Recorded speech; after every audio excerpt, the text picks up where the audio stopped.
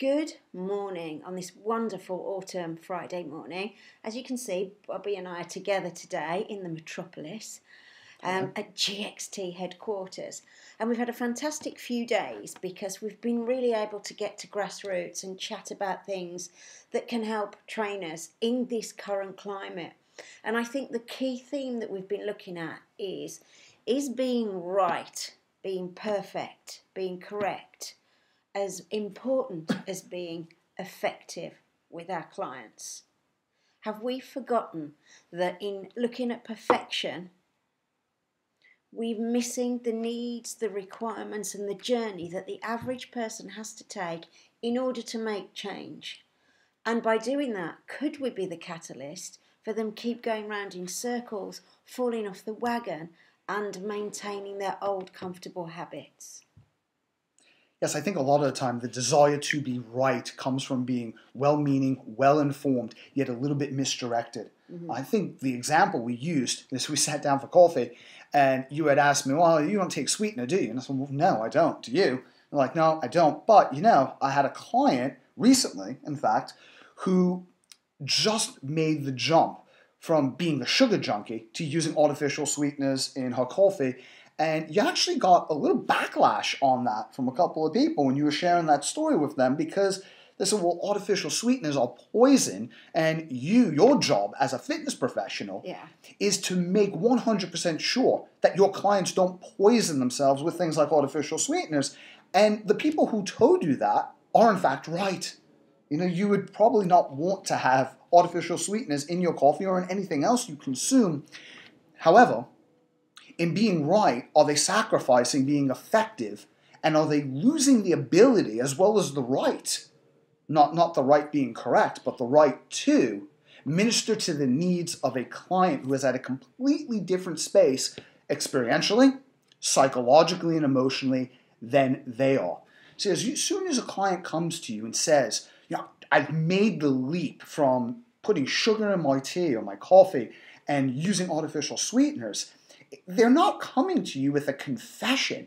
They're not doing that because they're embarrassed. They're going, wow, look at what I've done. Yeah. So here you have a person who thinks they've done something that's brilliant. Yeah. And you say, well, what you've actually done is something that's just as, and arguably, maybe even more damaging than what you've been doing.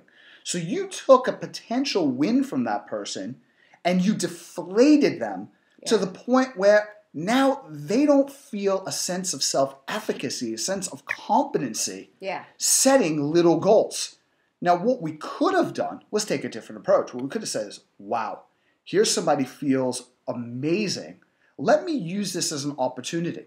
Because not only do you rob them of a win and of a success, which deflates them, and the more withdrawals you make out of that emotional bank account, the greater the propensity of that client to quit or fail at exercise. So I'm going to make a deposit in the emotional bank account by saying, well done. But you recognize another thing, Jayne, which is they just opened the gateway to laying out the exact blueprint that I can follow to most effectively not push them, but lead them towards the successful fulfillment of their goals. See, if somebody says to me, I just started making the change from sugar to artificial sweeteners, before I start giving them a sermon and fire and brimstone and condemnation for what they've done, you're going to die. Yeah. Well done, you're going to die. I'm going to step back and say, whoa. So, how long has it been that you've been on sugar? On a scale from 1 to 10, in the past, because I realize you've made this change now, how much did you enjoy sugar? If they're like, well, it was like an 8. Oh, I can't have my tea without my sugar. That's amazing to me. I'm going to say, well, what led to you making these behavior changes? Why? Why would you take something you really enjoyed and eliminate it? I want to know what's important to them. How long have you been thinking about doing this, and what stopped you so far? And what was the final trigger that made you say, that's it, I've had it, I'm giving this up, I need to make this change today? And what do you think that means? Who does that make you as a person? What were the attributes? What were the character traits that you employed to allow you to take something you might have struggled with in the past and you really enjoyed and replace it with, in your mind, a much better strategy? Yeah. And in what ways do you think you can employ those attributes and character traits that you obviously demonstrated you possess in the future? And what do you think would be one simple thing we can do to move you in that direction? So over time, as you make more deposits than withdrawals, you cultivate a relationship of trust and non-judgment. You could start to remove the sweeteners. Because think about it. Is it so damaging in their life? Let's say it takes 30 days for you to remove that sweetener. Because you don't want to touch it right now. Is 30 days of an artificial sweetener more damaging than a lifetime of brutally horrific choices, such as loading yourself up with simple, refined sugars for the rest of your life because you don't think you're capable of even making the slightest change without feeling stupid about it?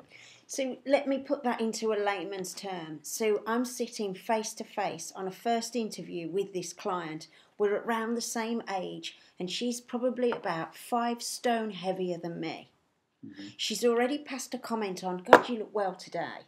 So she's immediately thinking, I don't look well. So if I go in there telling her everything I know about being the weight she wants to be and looking the way she does, she's going to become more overwhelmed. So I'm going to give her a massive pat on the back, as you suggested, for not having sugar. And I'm going to make her a cup of tea and I'm going to put 2 sweeteners in there. And then I'm going to, next week or the week after, when we're informally chatting, say to her, I've put 1 sweetener in, see how you think it tastes. And then in a while, I want her to do a taste test. Try this honey in your drink. See what you think in comparison to the sweetener. Let me know what you think. Your taste change, blah, blah, blah. I'm going to offer a different drink. I'm going to do it and make it her decision to change, not my decision that she has to change something else about her. Wow, that was perfectly said. Because we do not have the right, nor is it effective in any way to tell someone, right, you want to get here. You need to change. This is what's wrong with you. They are more than aware of what they think is not right with them without us telling them. They hire us as a coach. They hire us as a resource. They don't hire us as the moral directive voice in their life. Yeah. Everything we learn, everything we say, everything we do must be done for and with the focus on the marketplace. If ever it's on us, our systems, our tools, our methodology, and we retrofit our clients into what it is we do, rather than taking what it is we do and retrofitting into what they need and where they need to be met, we lose our right to lead, don't we? We do. So what you do is you put somebody in the driver's seat. Yeah. Because she was in control, she wasn't judged, she was safe, she got to experience the win. Because instead of you going, right, don't drink this, well done, Jayne. This time it was the client who did a good job. Yeah. She gets to feel great about that, and it helps her safely and with a greater degree of self-efficacy set herself up to believe she can make changes in the future. I mean, you could say this about anything. We're not just talking about sugar. I mean, you could say it about coffee.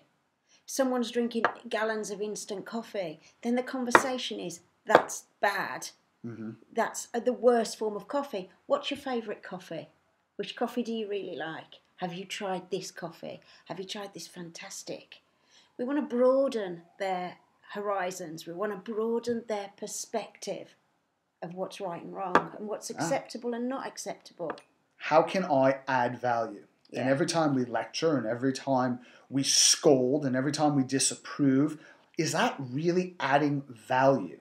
Every time we ask questions, every time we offer options, every time we give information that's not attached to the person's level of ethics or morality, we're adding value, period. And my final thing on there is if you slam it, if you slate it, and if you say it's bad, they will simply stop telling you that they do it. And that's not good either. Amen. Thank you, Jayne. That was Thank brilliant. you. Take care.